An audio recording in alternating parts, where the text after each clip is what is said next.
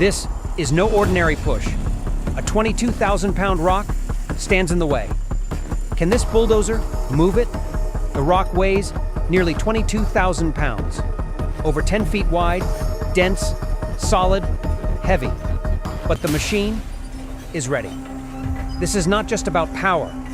It's about precision, traction, and brute force. First attempt. The bulldozer moves in, treads dig into the dirt. The engine roars, but the rock doesn't budge. Let's try again. This time, with more speed. The blade hits the stone. Dust flies. The rock shifts slightly. Now, full throttle. One final push. The ground shakes. The stone cracks, and it moves. The beast wins. Machines like this are built for domination.